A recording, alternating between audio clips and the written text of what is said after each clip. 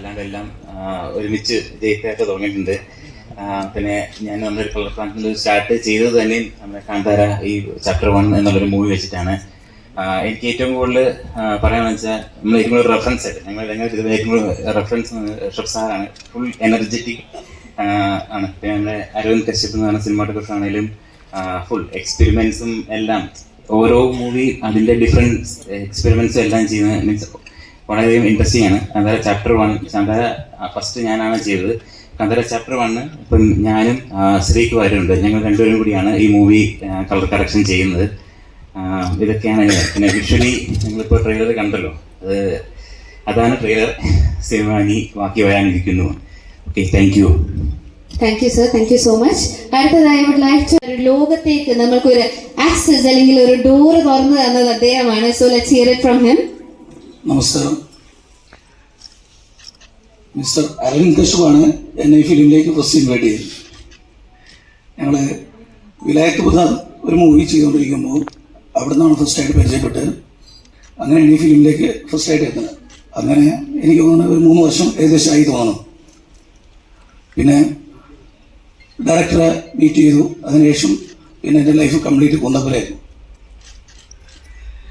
അങ്ങനെ മലയാളം മൂവിയിൽ വർക്ക് ചെയ്തുകൊണ്ടിരിക്കുന്നത് ഞാൻ അവിടെ പോയിട്ട് ഹാർഡ് വർക്ക് എന്ന് പറഞ്ഞു കഴിഞ്ഞിട്ടുണ്ടെങ്കിൽ നമ്മൾ ചിന്തിക്കുന്നതിനേക്കാളും അപ്പുറമുള്ള ഒരു ഹാർഡ് വർക്കാണ് ആ ഇൻഡസ്ട്രിയെ കണ്ടത്.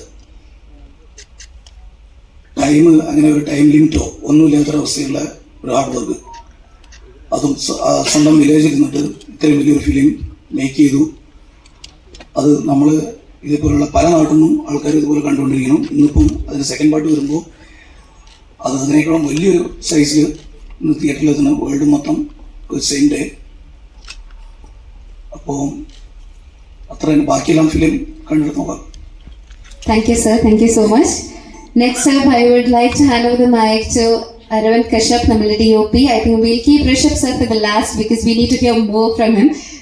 Sir is the one who brought the movie to us. അതായത് ഏതൊരു സിനിമയും എത്ര മനോഹരമായി എഴുതിയിട്ടുണ്ടെങ്കിലും നമുക്ക് ആ ഒരു വിഷ്വൽ ട്രീറ്റ് തന്നെങ്കിൽ there should be a powerful man behind the lens, and he is the DOP of this movie who carved the visuals of Kantara into our memory. So sir, please. Yeah, hello all. So this has been a 5-year journey for us. We started from Kantara 1, which we shot in the same place, and now we've just finished Kantara chapter 1. So the last 2 years has been extremely taxing and fun for all of us, where it's even scary to come out and see all the lights because we've only been in the forest from 2 years. It's been a very fruitful learning and interesting journey, and I hope all of you will like the output once you see it on screen on October 1st. Thank you all so much. Thank you sir, thank you Arun sir, and of course Liston sirനെ പറ്റി ഞാൻ എടുത്ത് പറയേണ്ട ആവശ്യമില്ല. വളരെയധികം മനോഹരമായിട്ടുള്ള magnificent movies നമ്മളിലേക്ക് എത്തിച്ചത് സാറും. And I also told that he is here. എല്ലാവർക്കും നമസ്കാരം. എനിക്ക് പ്രത്യേകിച്ച് ജോലിയൊന്നുമില്ല. പൃഥ്വിരാജ് പറഞ്ഞിട്ട് ഞാൻ ഇവിടെ വരെ വന്നതേ ഉള്ളൂ. കാരണം ഈ പടം പൃഥ്വിരാജ് പ്രൊഡക്ഷൻസ് ആണ് കേരളത്തിൽ പ്രസന്റ് ചെയ്യുന്നത്. കാന്താര 1 പൃഥ്വിരാജ് തന്നെയാണ് ചെയ്തത്. ഞാനിപ്പോൾ ഓർക്കുന്ന ആക്ച്വലി ഈ സിനിമ കാന്താര ഫസ്റ്റ് ഒരു 6 സ്ക്രീനിലാണ് അന്ന് തുടങ്ങിയത്. പിന്നെ അതൊരു 400 സ്ക്രീനിലേക്ക് പോവുകയായിരുന്നു. അപ്പോൾ ഞാൻ തിയേറ്റർ ബിസിനസ് നടത്തിയിട്ട് തന്നെ എനിക്ക് ഏറ്റവും കൂടുതൽ ഷെയർ വന്നൊരു സിനിമ ഏതാണെന്ന് ചോദിച്ചാൽ അത് കാന്താരയാണ്. കാസർഗോഡ് അത് ഇപ്പോഴും അതിന് ഒരു സിനിമയും ബ്രേക്ക് ചെയ്തിട്ടില്ല എന്നുള്ളതാണ് അതിൻ്റെ ഒരു സത്യം.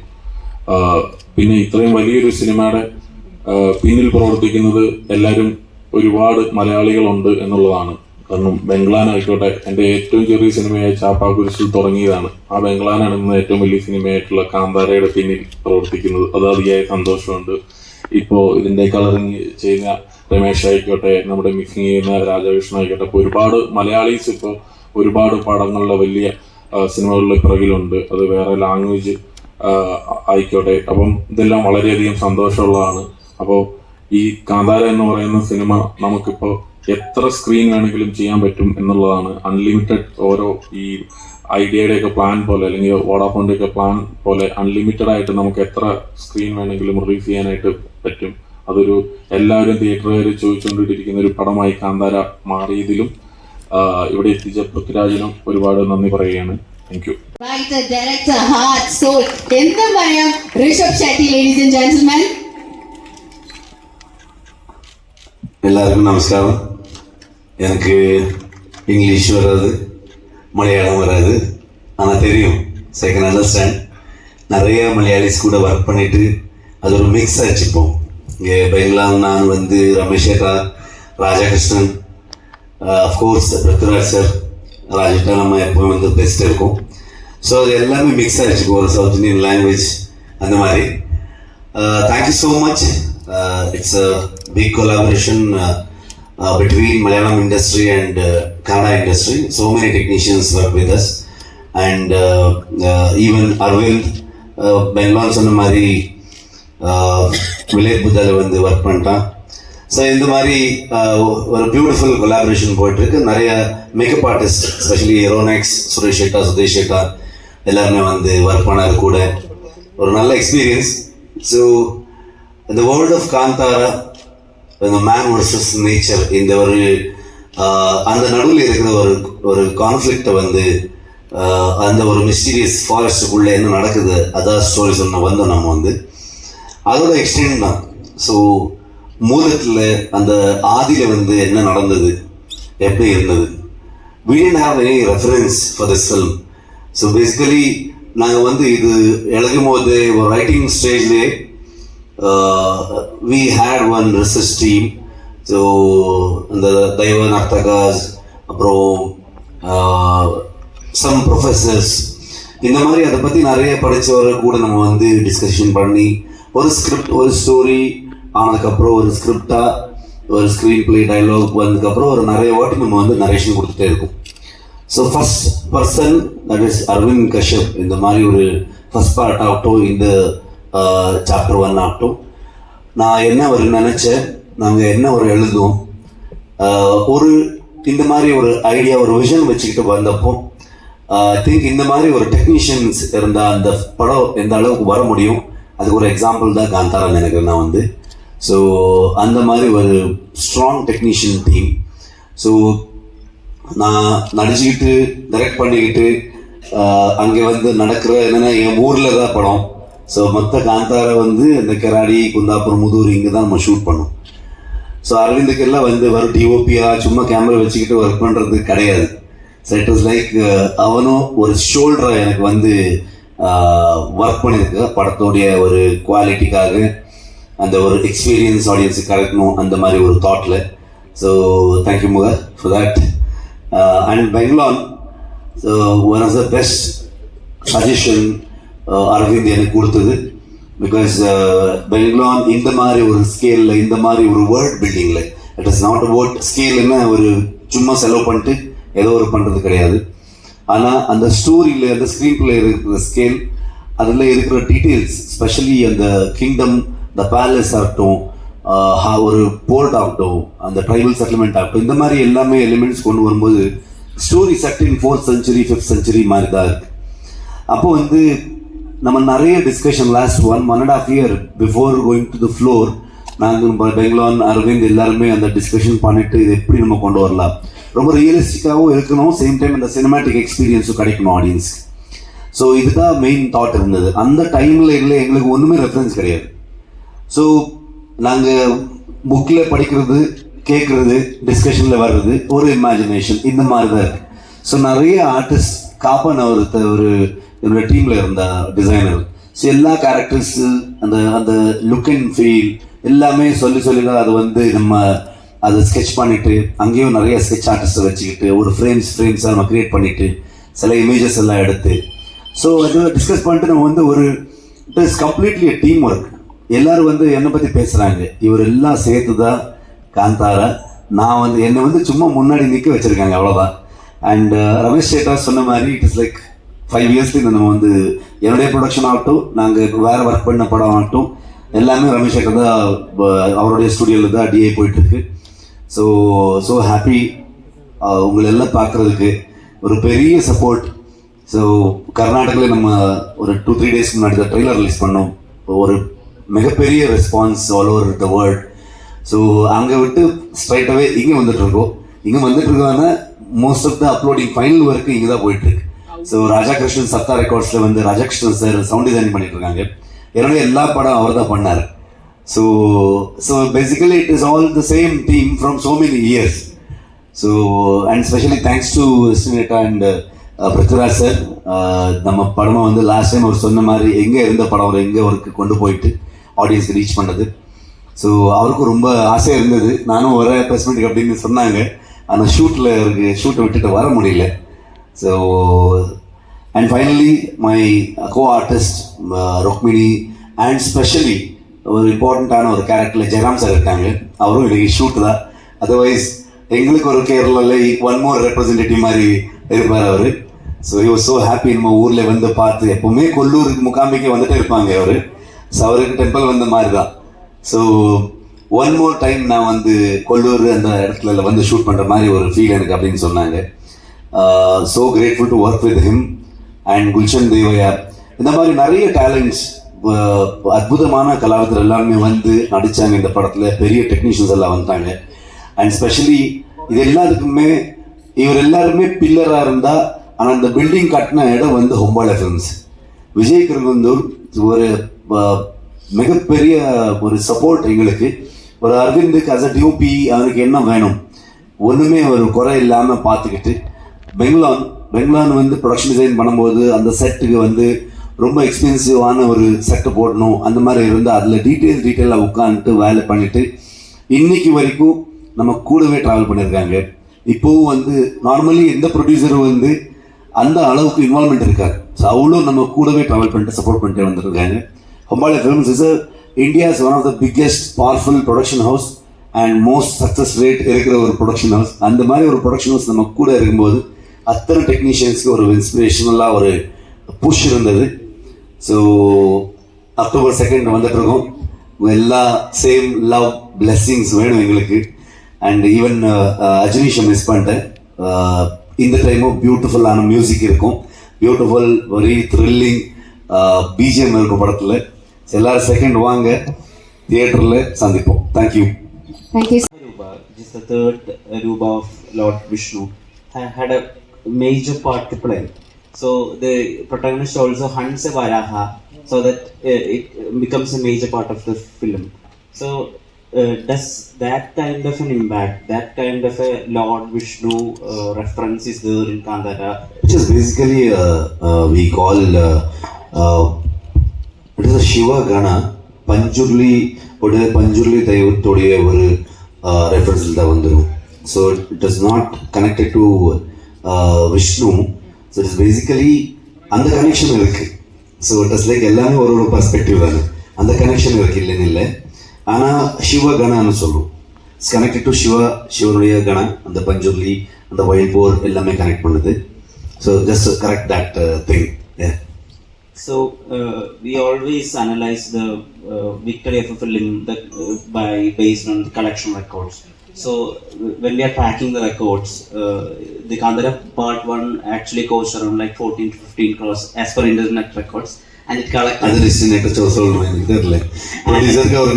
And it collected over like 300 crores or something. So it's like 30 times the budget. So is there a pressure? Are you into this number game? The box office? No, I'm not into the number game. So we are into a thing, the whole team. ஒரு எனக்கு லைஃப்பில் வந்து ஒரு ரொம்ப பெரிய budget படம் அப்போது அந்த காந்தாரா. நான் ஒரு ஹீரோ அவ்வளோ பெரிய பட்ஜெட்டில் ஒர்க் பண்ணது கிடையாது, as a டைரக்டர் பண்ணது கிடையாது. மேக்ஸிமம் ஒரு 3.5-4 crores பண்ணுற ஒரு ஆளாக இருந்தது நான். ஸோ ஃபஸ்ட் டைம் ஒரு 15 crore 16 crore படம் வந்துச்சுன்னா ரிலீஸ் டைமில் பயங்கரமாக ப்ரெஷர் இருந்தது. அப்போது ரிலீஸ் ஆனதுக்கப்புறம் என்னாச்சுன்னா எல்லாருமே இது ஒரு சின்ன பட்ஜெட் படம்னு சொல்கிறாங்க. Because of the collection number some 400+ crores அந்த மாதிரி எல்லாம் சொல்லிட்டு அது ரிலீஸ் ஆகிட்டு ஆடியன்ஸ் பெருசாகிட்டு பட்ஜெட் குறைச்சிட்டாங்க. ஸோ எனக்கு வந்து அப்போ பயங்கரமாக டென்ஷன் இருந்தது. ஸோ எப்படி ஆகிடுது அப்படின்னு. ஸோ அந்த மாதிரி நம்பர் கேமில் நம்ம போக முடியாது எப்பவுமே. ஆனால் அந்த 1000 கோடி கிளப் 1000 crore கிளப் அந்த விஷன் இருக்கு உங்கள் டீமுக்கு. எங்களுக்கு ஆடியன்ஸ் கிளப் போதும்னு நான் நினைக்கிறேன். ஆடியன்ஸ் கிளப் இருந்தால், ஸோ ஃபேன்ஸ் கிளப் இருந்தால் அது போதும்னு நினைக்கிறேன். அது அவர் தான். ஸோ அது வந்து நம்ம சொல்ல முடியாது. ஒரு படம் வந்து நாங்கள் we can make a film, ஆனால் அது பெருசு சின்னதாக்குறது ஆடியன்ஸ் தான். அவர் நினச்சாங்க. உங்களுக்கு எக்ஸாம்பிள் சூப்பர் ஷோ எங்கேயும் எங்கே போச்சுன்னு உங்களுக்கு தெரியும். லாஸ்ட் காந்தரும் எங்கேயும் எங்கே போச்சுன்னு உங்களுக்கு தெரியும். அந்த மாதிரி இன்னைக்கு நம்ம வந்து லோக்கா வந்து ஒரு மலையாளம் ஃபிலிம்ல இருந்து அதாவது வேர்ல்டு வைடு எப்படி ஒரு சவுண்ட் பண்ணிட்டு இருக்குன்னு நீங்க பார்த்துட்டு இருக்கீங்க. ஸோ அது ஆடியன்ஸ் கிட்ட தான் இருக்கு. ஸோ அவருக்கு இது பிடிச்சிருச்சுன்னு ஒரு படமா அவர் பெருசாக்கலாம் சின்னதாக்கலாம். So it is up to them.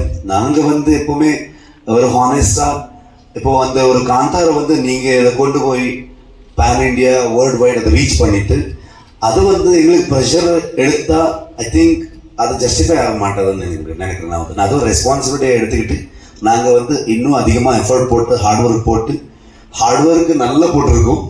நிறைய டிஓபி பெங்லான் நம்ம எல்லாருமே ரமேஷேட்டா ஒன்றும் இல்லை, ரமேஷேட்டா ஸ்டூடியோவில் நல்ல ஏசியில் இருந்தார். ஸோ நாங்கள் ஸ்பாட்ல மட்டும் பயங்கரமாக இன்ஜுரிஸ் அது இது. ஸோ ஆல்மோஸ்ட் 3 years அரவிந்த் என்னுடைய கோ ரைட்டர்ஸ் எல்லாருமே வந்து மொத்த ஃபேமிலி வந்து குந்தாபுரம் ஷிஃப்ட் பண்ணிட்டு இவன் ஒருத்தன் தான் வந்தா பெங்களா. ஸோ ஃபேமிலி இங்கே இருந்தார். ஸோ அந்த மாதிரி ஒரு டெடிகேஷனில் மொத்த டீம் நம்ம வந்து அந்த சக்ஸஸ் நீங்கள் கொடுத்தது அது ரெஸ்பான்சிபிலிட்டியாக நம்ம யோசிச்சு அதை வந்து அதை இன்னும் அழகாக பண்ணணும், இன்னும் எஃபர்ட் போடணும், அந்த மாதிரி தாட்டில் தான் நம்ம பண்ணோம். எங்களோட லால்ஸ் லாலேட்டனுடைய பெரிய ஃபேன், அதனால தான் நான் பண்ணேன், அவ்வளோதான். ஸோ எனக்கு வந்து ஒரு கன்னட இண்டஸ்ட்ரியில் எப்போவுமே எனக்கு வந்து all time favourite doctor Rajkumar. So Malayalam இண்டஸ்ட்ரியில் எப்போவுமே லாலேட்டா வந்து பார்க்கும்போது எங்களுக்கு நம்ம ஊருக்கார மாதிரி தான் ஃபீல் ஆகும். என் மாமா ஒருத்தர் அப்படியே இருந்தார். ஸோ அந்த மாதிரி ஒரு இமோஷனல் கனெக்ஷன் எங்களுக்கு. ஸோ அவரோட படம் எல்லாமே பார்த்துட்டே இருக்கும். அது ஸோ ஹாப்பி அவருக்கு வந்து அந்த அவார்ட் வந்தது. ஸோ உடனே நான் இன்டர்நெட்டில் பார்த்துக்கிட்டு டக்குன்னு சோஷியல் மீடியா டீமுக்கு ஃபோன் பண்ணிட்டு லாலேட்டனுக்கு இப்படி எவ்வளோ வந்துருக்கு டக்குன்னு போடுங்க. ஃபோட்டோவில் தேடிட்டு இருந்தேன். கொல்லூர் முகாமிக்கில் வந்து லாலேட்டன் நான் மீட் பண்ணியிருந்தேன்.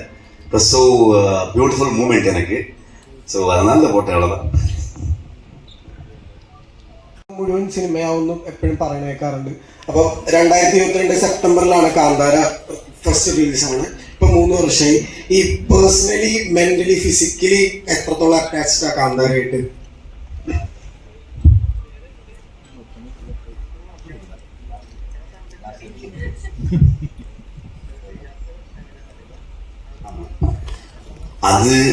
அது கேட்டீங்கன்னா நம்ம இமோஷனலி பிரேக் டவுன் ஆகும்னு நினைக்கிறேன். நான் வந்து அவ்வளோ emotionally physically mentally like it is like 5 years right. நான் வந்து மொத்த டீம் வந்து நான் இவர் எல்லாருக்கும் வந்து ஒரு நாள் நைட்டு செகண்ட் லாக்டவுனில் கூப்பிட்டு அரவிந்துக்கு மகா இப்படி ஒரு ஐடியா வந்திருக்கேன்னு கூப்பிட்டேன். எனக்கு இவனும் எக்ஸைட் ஆகிட்டான். ப்ரொடியூசர் ஃபோன் பண்ணேன், அவரும் எக்ஸைட் ஆகி எல்லாரும் எக்ஸைட் ஆகிட்டாங்க.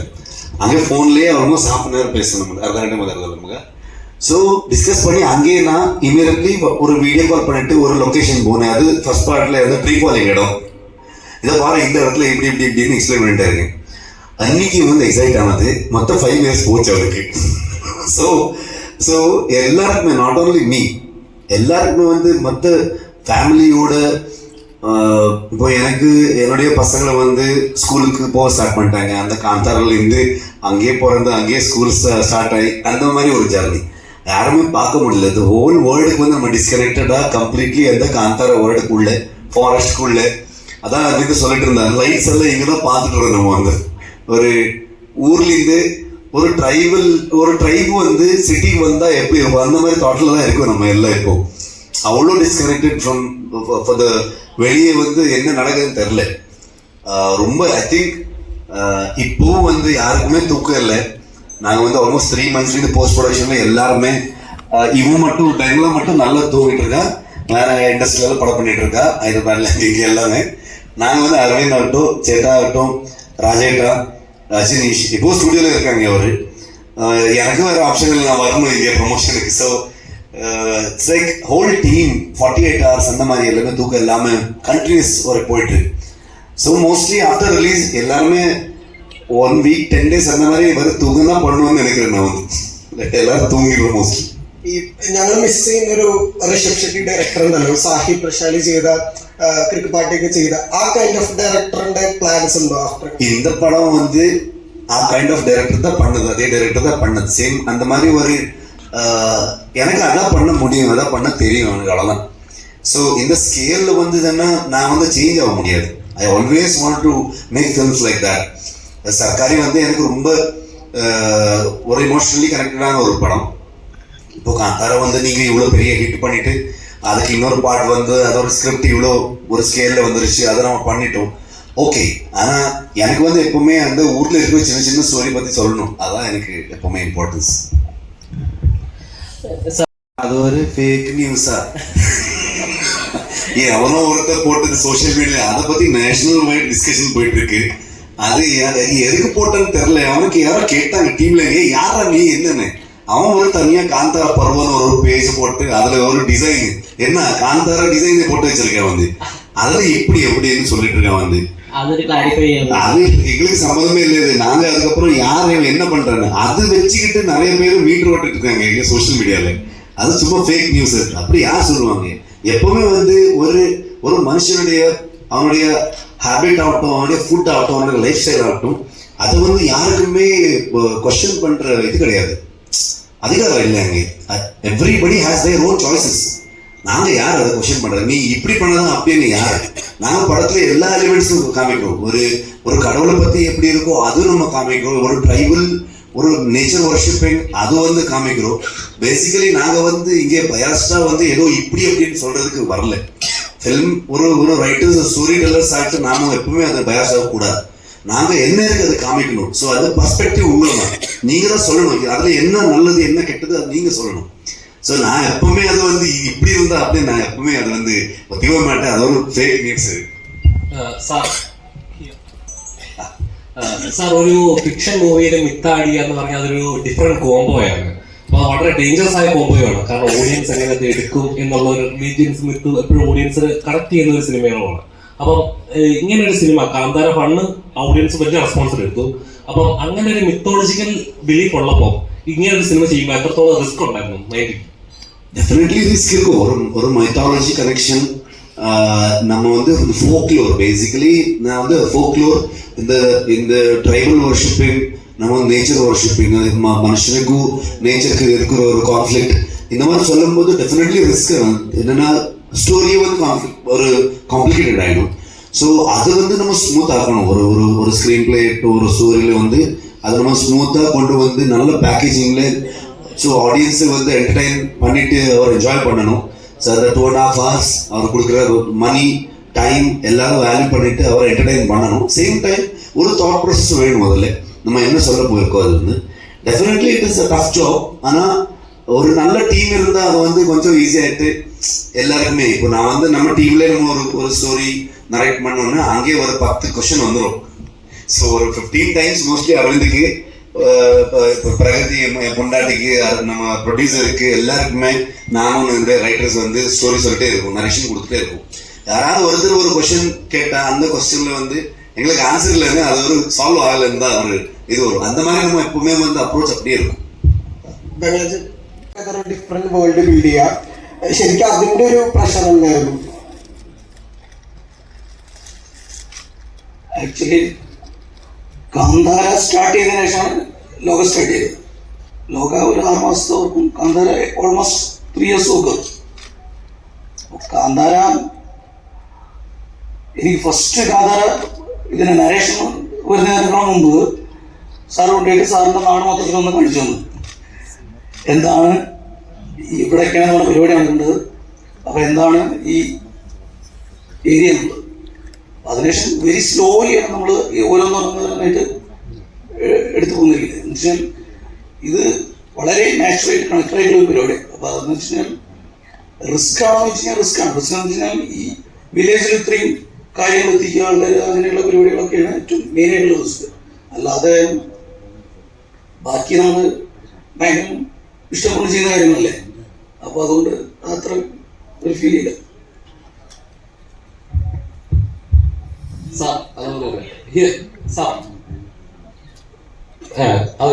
ഒരു നമ്മളൊരു സ്ഥലത്ത് നിന്ന് കഴിഞ്ഞാല് ഇപ്പൊ കണ്ടിന്യൂസ് ഒരു സ്ഥലത്ത് നിൽക്കുമ്പോൾ അവിടുത്തെ അറ്റ്മോസ്ഫിയറുമായിട്ട് നമ്മൾ സെറ്റ് ആവും. ചിലപ്പം അവിടുത്തെ പ്രശ്നങ്ങളുമായിട്ട് നമ്മൾ ഓട്ടോമാറ്റിക്കലി സിങ്ക് ആയി കഴിയുമ്പോൾ ചിലപ്പോൾ അതിൽ നിന്ന് വെളി വരാനായിട്ട് കുറച്ച് ടൈം എടുക്കും. കാന്താര ഈ പ്രൊഡക്ഷൻ സമയത്ത് ഏതാണ്ട് 5 വർഷം സമയം എടുത്തു നമുക്കിന്ന് ഇതായി വരാൻ തന്നെ. കുറെ ഇഷ്യൂസ് ഒക്കെ ഇടയ്ക്ക് നടന്നായിരുന്നു. അപ്പൊ ആസ് എ ക്യാമറമാൻ ഇത് ആ സെറ്റ് തന്നെ ഇങ്ങനെ വർക്ക് ചെയ്യുന്ന സമയത്ത് അപ്പോഴും നല്ല പ്രഷർ ഫീൽ ചെയ്തിരുന്നത്. ചെയ്യുന്ന സമയത്ത്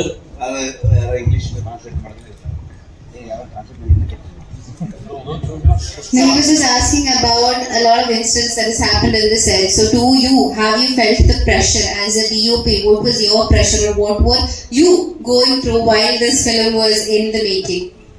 Yeah, even in the first part and even in this part, Kantara, like how it is on screen, even on set, it is a mysterious world. So more than 60% of a movie usually is in the night, and we are shooting in very dense forest, remote forest, where nobody has been before. It's usually connected to forests and places like that. So because of that, every day we will be seeing incidents on set. And during Kantara 1, it was all a shock and it was little scary. But after doing that, now we have gotten used to it.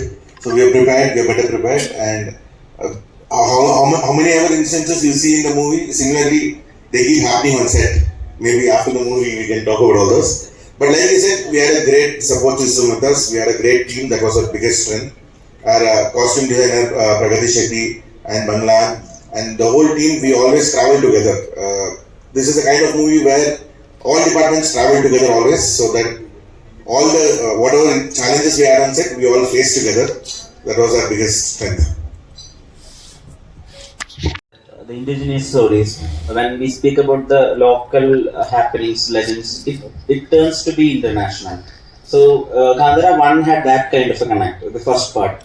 So that made it universal. What is the one thing that you believe that Kantara 2 will get connected to this universal audience? It is the same word. இதுக்கு முன்பு என்ன நடந்தது அப்படிதான் நம்ம வந்து சொல்ல போயிட்டு இருக்கோம். ஆனால் தீம் சேம் தானே. காந்தார வேர்ல்டு தான் நம்ம எக்ஸ்ப்ளோர் பண்ண முடியும். அதை தவிர அதை விட்டு வேற எதுவும் பண்ண முடியாது. அந்த வேர்ல்டில் வந்து உங்களுக்கு வந்து என்னெல்லாம் சொல்ல போகிறோம், எதை பற்றி நம்ம படம் பேசுது.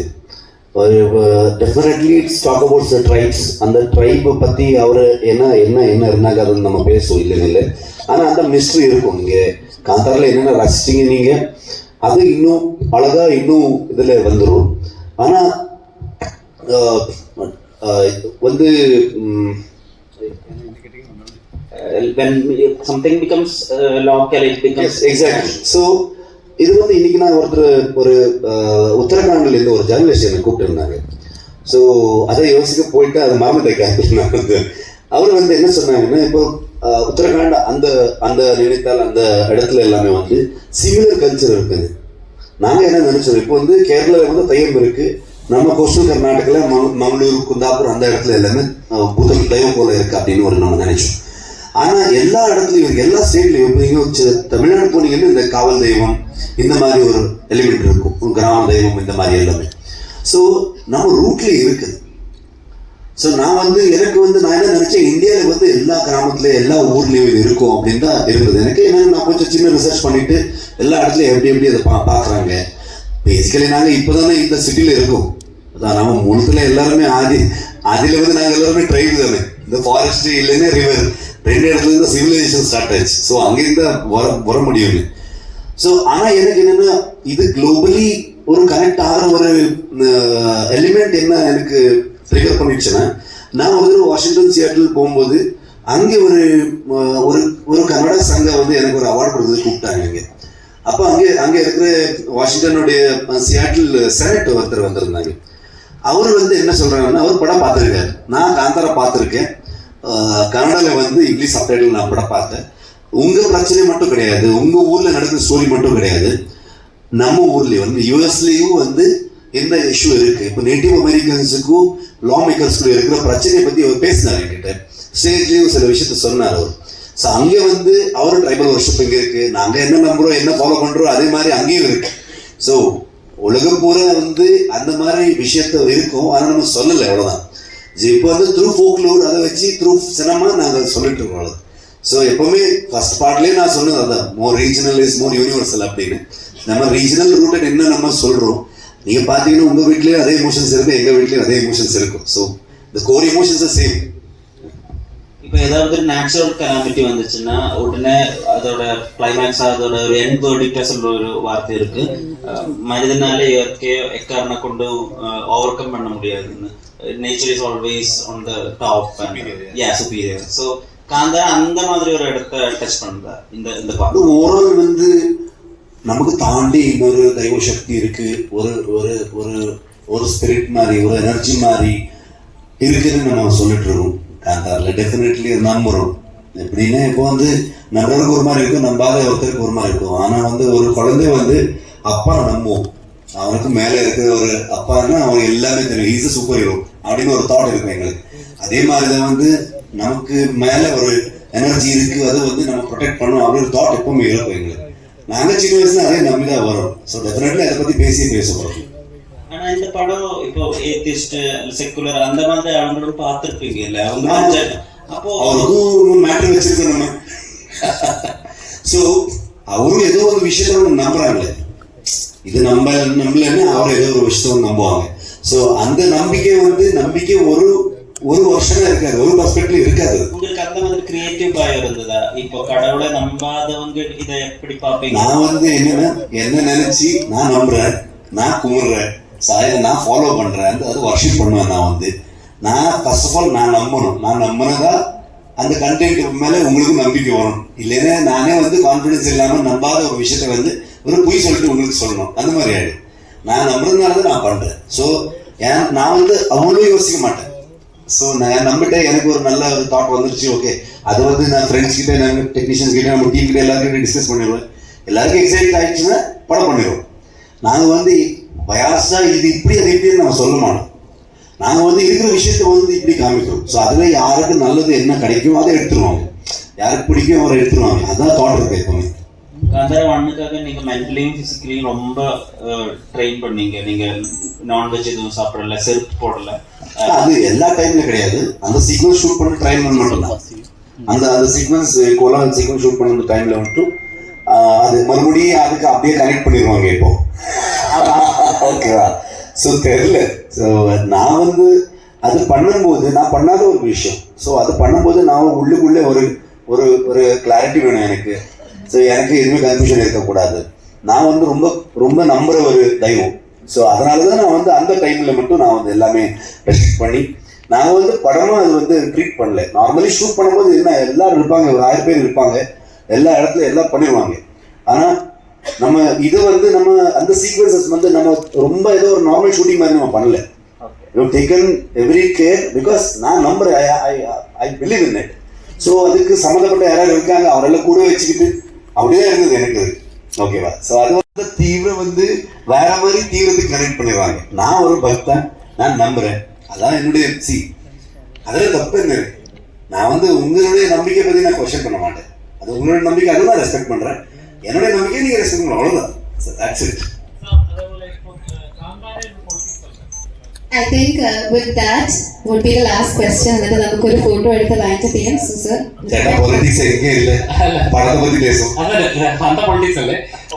അപ്പൊ അതായത് മെജോറിറ്റി എപ്പോഴും മൈനോറിറ്റിയെ സപ്രസ് ചെയ്യും എന്നൊരു പൊളിറ്റിക്സ് അതിനകത്തോടെ കാണിക്കുന്നുണ്ട്. അപ്പം കാന്താര ഇന്നത്തെ സൊസൈറ്റിയിൽ അത് റിഫ്ലക്ട് ചെയ്യുന്നുണ്ട്. മെജോറിറ്റി എപ്പോഴും മൈനോറിറ്റി സപ്രസ് ചെയ്യപ്പെടുന്നുണ്ടെന്ന ഒരു സാധനം ഈ കാമിക്കல நாங்கள் வந்து ஐ திங்க் அங்கே அந்த பிரச்சனை வந்து அந்த இஷ்யூஸ் வந்து எல்லா ஊர்லயும் இருக்கு. நான் ஊர்ல எல்லாம் பார்த்துதான். இப்போ அதுல வந்து மெஜாரிட்டி மைனாரிட்டி அந்த மாதிரி ட்ரீட் பண்ணல. So basically rift between that two things. And அந்த என்னது வில்லனோட ஃபேமிலிக்கு சம்மந்தப்பட்ட என்னென்ன இருக்கு, அந்த ராஜா ஃபேமிலிக்கு என்னென்ன இருந்தது, இந்த ட்ரைப்ஸ்க்கு அந்த ஒரு சமுதாயத்துக்கு சேர்ந்தவருக்கு என்னென்ன இருக்கு, அந்த நடுவில் இருக்கிற ஒரு எலிமெண்ட் தான். அதோட வேற விஷயத்துக்கு நிறைய பேசிருக்கோம் நம்ம வந்து.